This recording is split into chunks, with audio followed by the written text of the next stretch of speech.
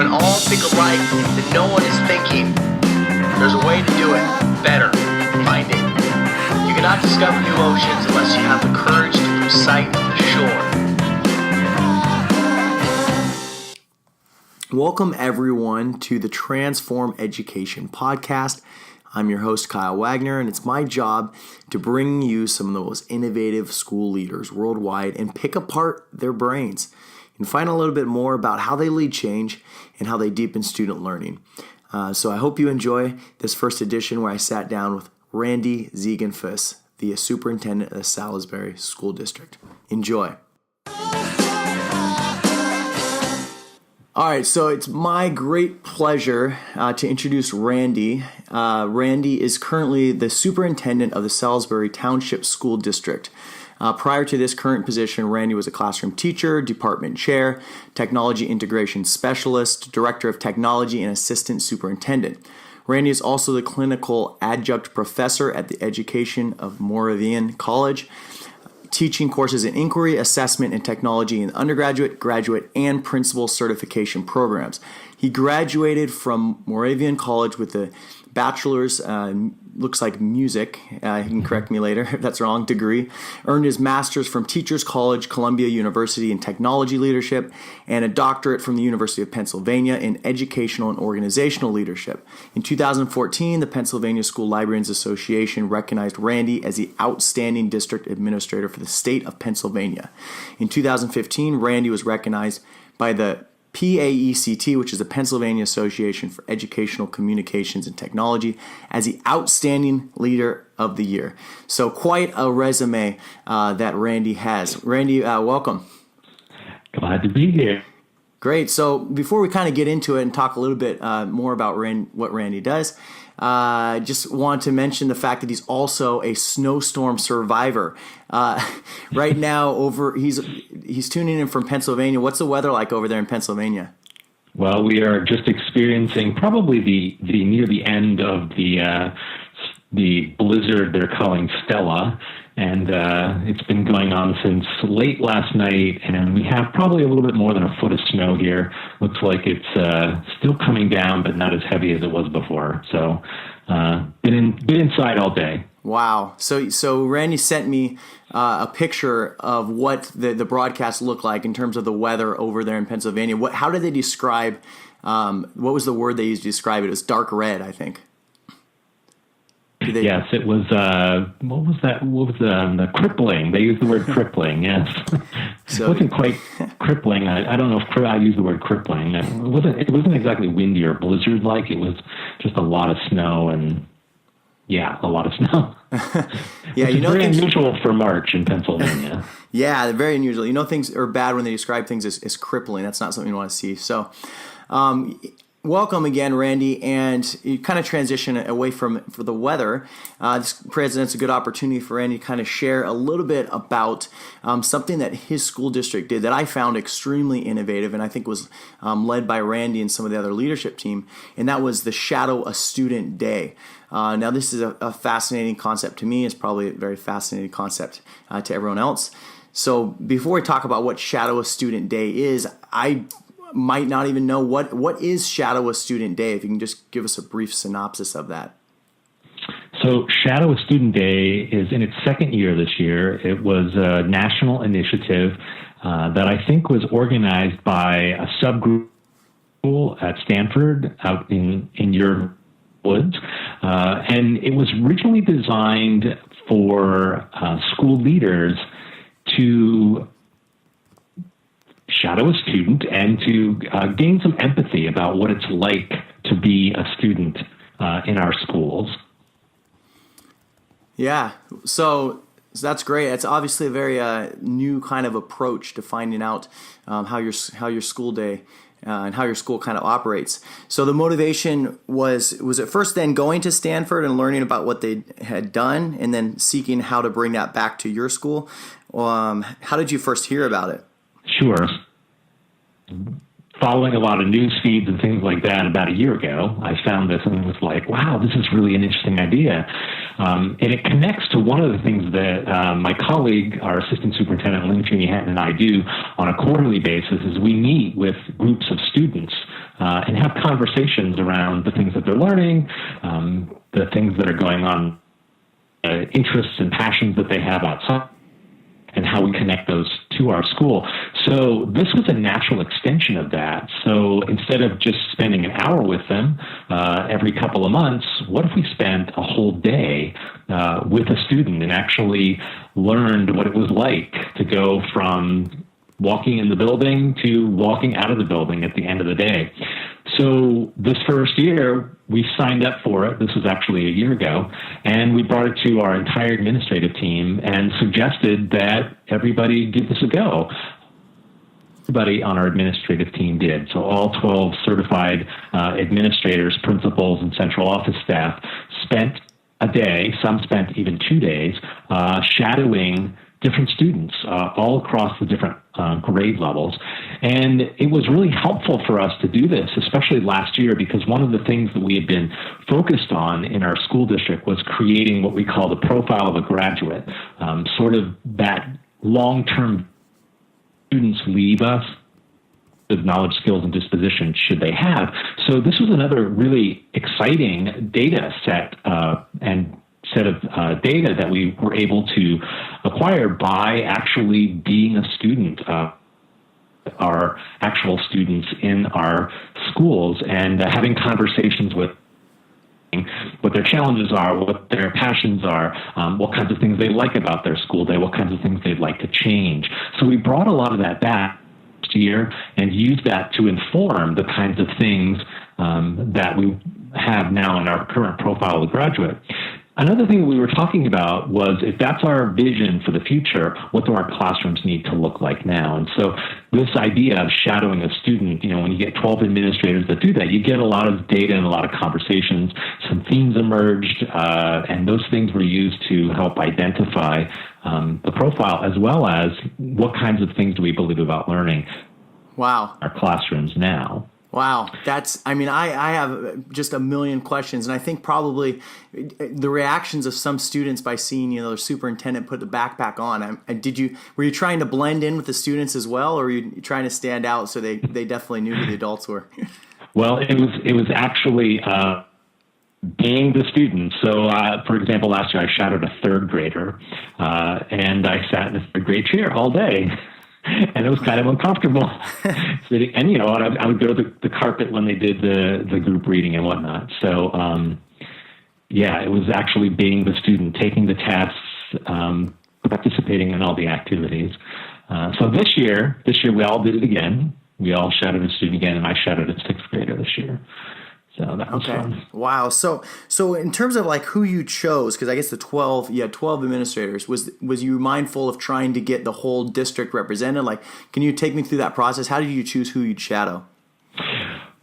So principals picked their own people. Obviously, they know their students better than we in central office probably do.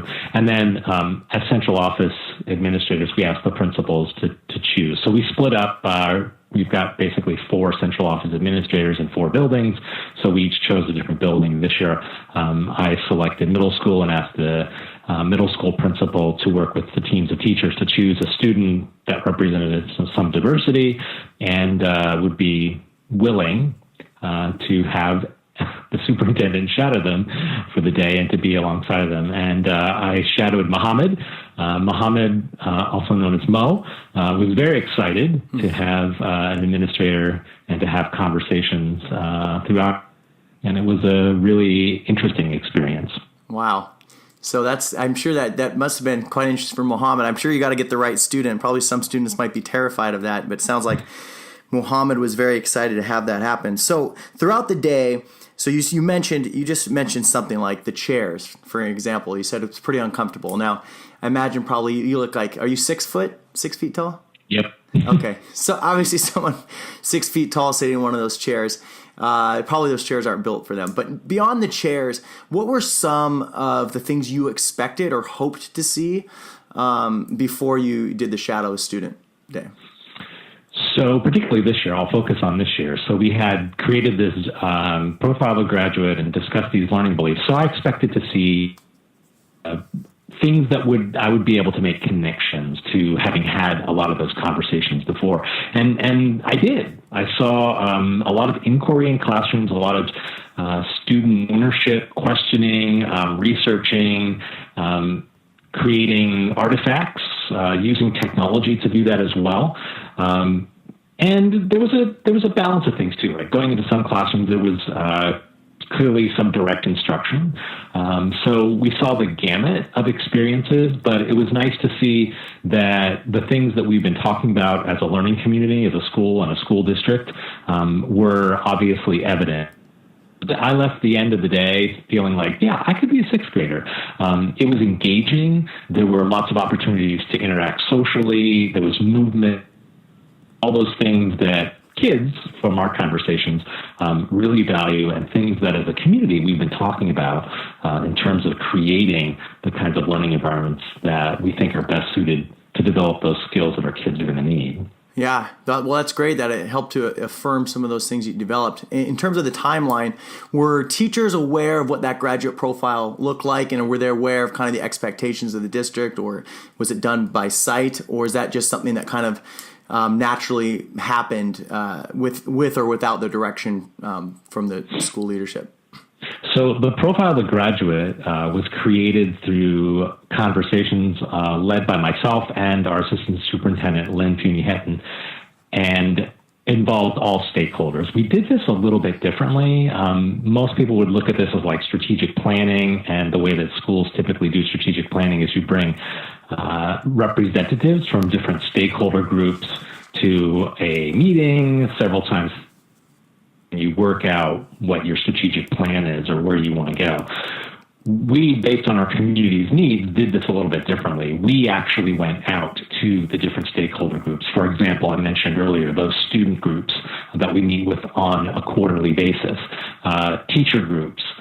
We actually had a professional development cohort of 15 teachers, them a lot. We also engaged all of our schools through something that's going on this week that went on a year ago that was called Question Week.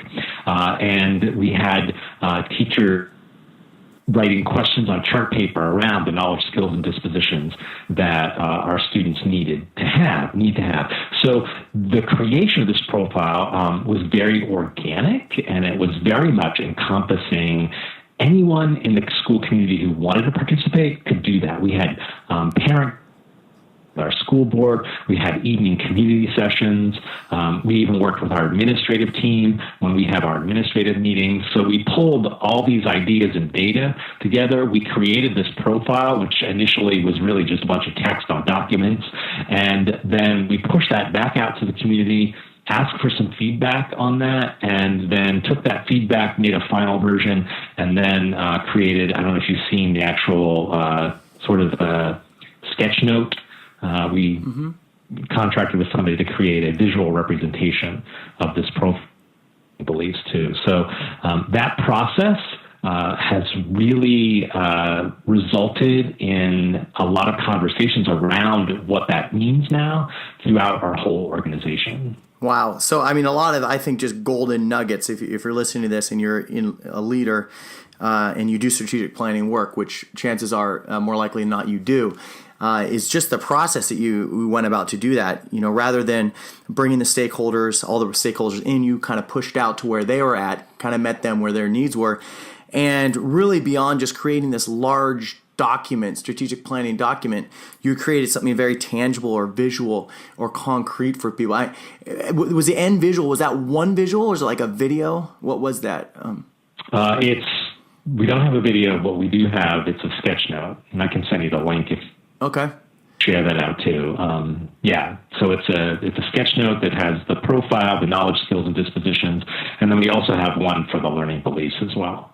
Great. So I'll put that. That'll also be in the notes too. That goes along with this recording. But yeah, that in and of itself, what an innovative way What a concrete way to bring about the changes that you're trying to see and the shifts you're trying to see, and really making that, weeding that down to a visual is probably very, very helpful. So back to kind of your day in the shoes of that particular student. So knowing that you had this particular graduate profile or these dispositions that you wanted to see, and we already touched on some of those things you did see. Was there anything that struck you of things that you felt like, hey, we probably need to work a little bit more on this, that you saw in that school day?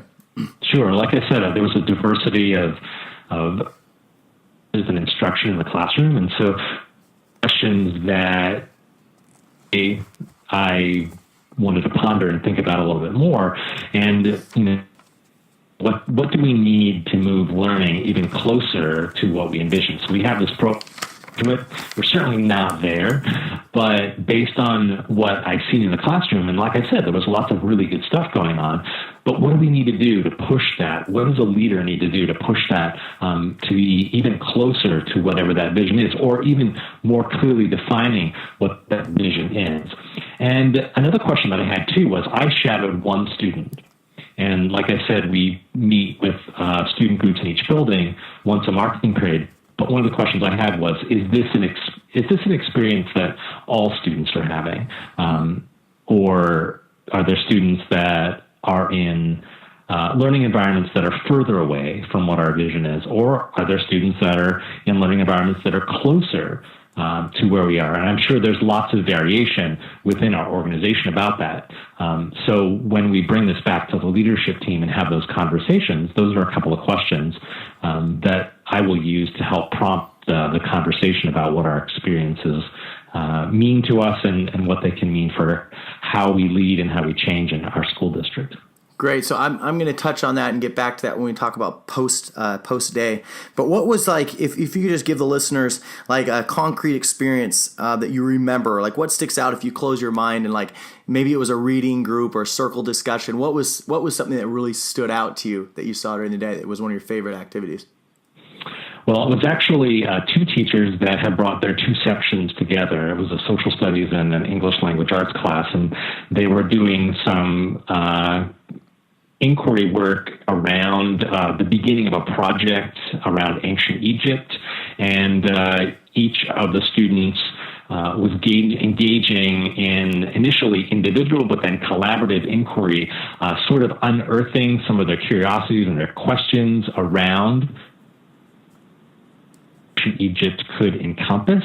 And they were working through them, the teachers were working the students through a series of activities, inquiries, and procedures that eventually led to a topic that they were going to collaboratively work on within their classroom and learn about a particular component of ancient Egypt that they found particularly interesting. So that was really good to see. It was good to see that idea of connecting to student interests and asking students to be curious and inquire into, I believe what they had actually started out with was a series of visuals and pictures that sort of, conjured up the curiosity, surfacing questions, which led to unearthing some of the topics that they could choose to research. And where I left it was where they were just getting their topics, and in the future classes they were going to research those and create various artifacts as a result of their learning. Wow. Well, that's great. I mean, a lot of great things you touched on, too, is a collaboration between the teachers in doing that, and also, obviously, the collaboration that kind of stems from that between students and trying to find what similar interests are. What was Muhammad's, do you remember what Muhammad's topic was, or what he was interested in? Oh, he was so excited because he, I think there were other students that wanted this topic as well, but he was able to get King Tut as his learn about like where and things like that. So he had a lot of really interesting questions, I thought. So, but he was very excited. That was like the prize topic of the of the class, it seemed. Yeah, no, I'm sure. I used to teach sixth grade, and we did a similar thing as well. And the topics, people would like literally almost come to blows for those. Like, I want King Tut, or I want the afterlife. Everyone wanted to know, like, why they suck, the brains out of someone's nose. Yeah. But yeah, so that's it sounds like a great experience that you had, and thank you for giving us that kind of tangible example, because I think that helps people to visualize what this kind of looks like. And so then, like, I think you mentioned that was touching on the inquiry, like you wanted to see more inquiry and driven by student interest, and so that was a way to kind of move you closer to that. So it sounds like I like the way that you frame a question out of the challenges rather than listing the challenges or some of the obstacles to achieving your vision. You pose a question: what do we need to move learning further? So you can talk a little bit about that now that you've finished the day. Where are you in that process now after reflecting? Do you get together with the other school administrators and then you discuss that question? Like, what does it look like after that day is finished? So we had, as an administrative team, we had a brief conversation at our last meeting, and hopefully we'll continue that in the future. But we're also structuring our professional development this year around building a common understanding of our learning beliefs, as well as the components of the profile of the graduate. We're working with the leadership team and the principal from each building, and we've brought actually everybody together, we're a small school district, but it's about 25 people. And then we work also throughout the year individually with the building administrator and the leadership team as well. And for example, one of the components is that learning is personalized, relevant, and contextualized. Well, what exactly does that mean? And you've probably had these conversations as well, that personalized learning has 1,001 shades of interpretation. Mm-hmm. But the way that we're trying to build that understanding is that personalized learning is learning. It's not something that we do to people. It's something that we create the conditions in which the learner actually makes sense of something, and that's where the learning happens. Mm. How do we have those conversations as administrators and as teachers that help us to sort of make that shift from it's not the school or the system that's doing the learning to somebody, but it's how do we co-create the learning with the learners, the students, and I would also say the adults as well, as we're talking about professional development here. Mm-hmm. But how do we make that shift? And so seeing that experience in the classroom of the Ancient Egypt project. Mm-hmm. So how do we take that even further? How can we make that experience for our learners even more personalized? Mm. Can we allow them to add topics that arise, may not have been on the teacher topic list, possibly? So asking and having conversations around questions. And a lot of this is shifting mindsets. You've been through this system, and many of us have been in education for a very long time, plus all the 12 or 13 years that we spent in the system. Mindset of the way that learning happens, like the school or the teacher does the learning to us, and how do we shift that and how does that impact leadership? And that's something definitely that we're interested in as leaders.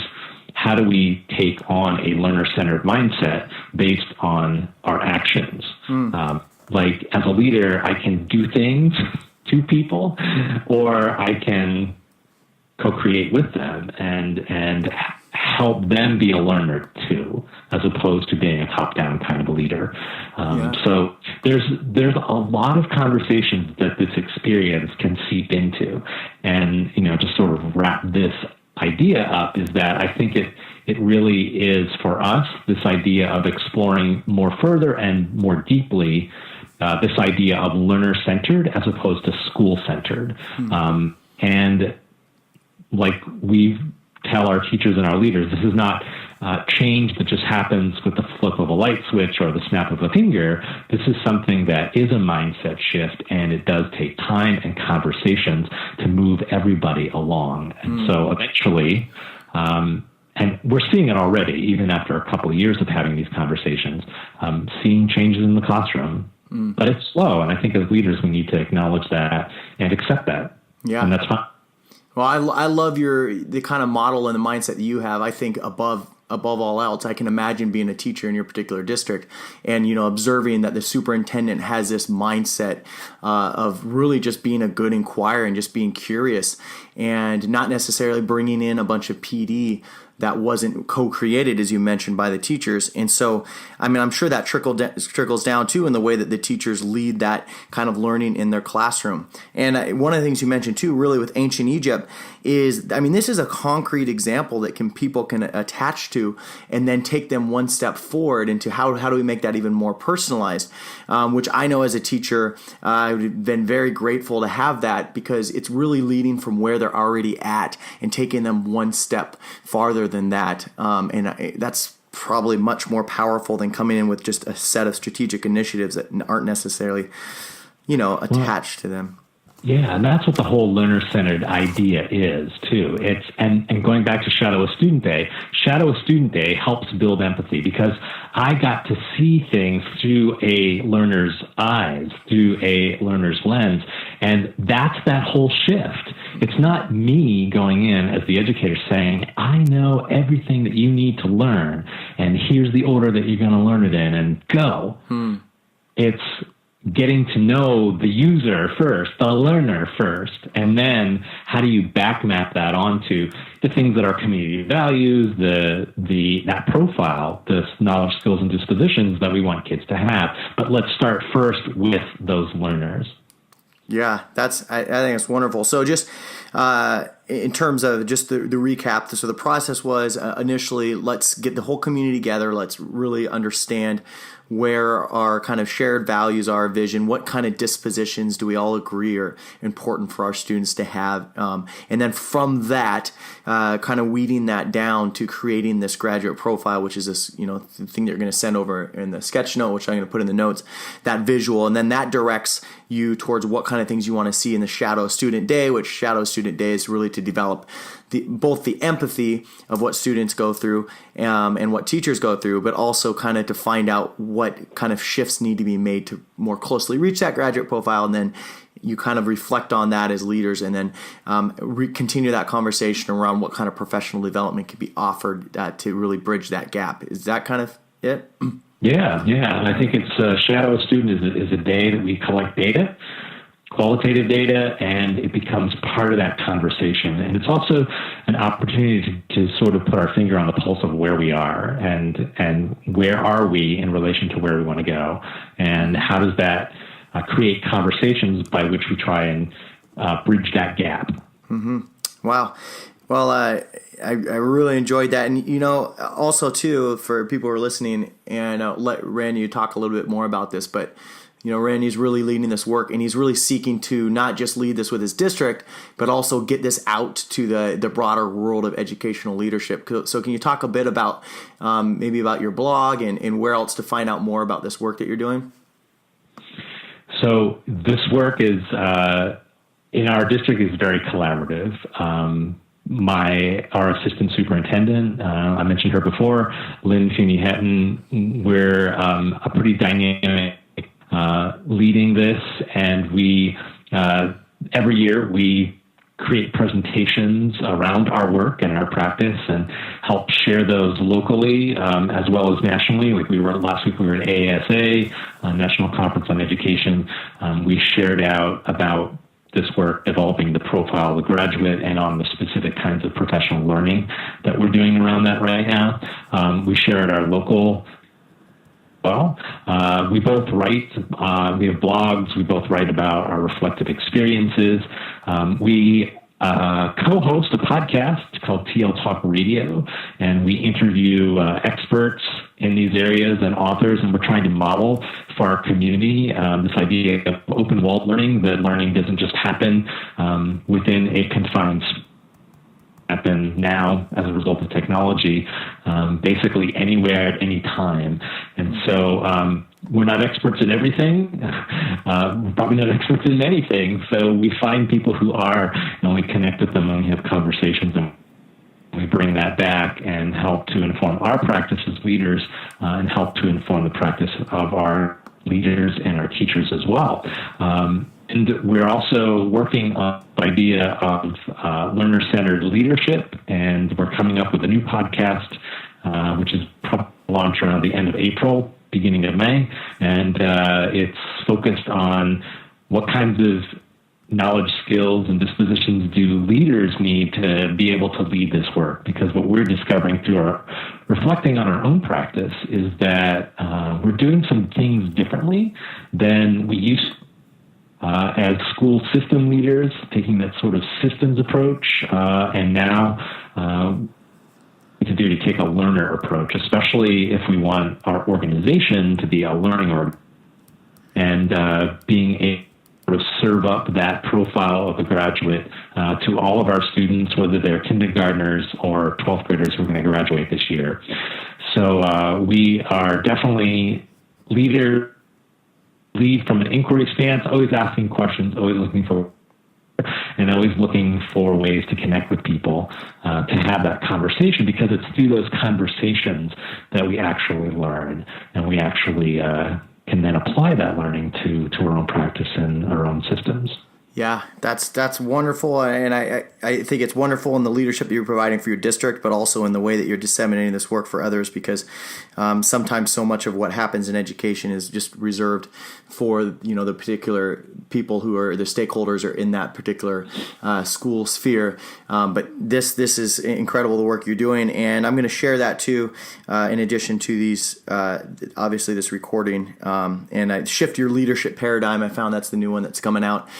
It looks like, right, your podcast that's coming out in the future. So definitely going to put all those notes there. And I think everyone who's listened to this, anyone who's listened to this has gained so much in terms of their leadership and how they lead their school districts, and really taking that student-centered inquiry approach. Now I'm going to ask just a couple really silly questions. Can you indulge me just for a couple silly questions? I'll try.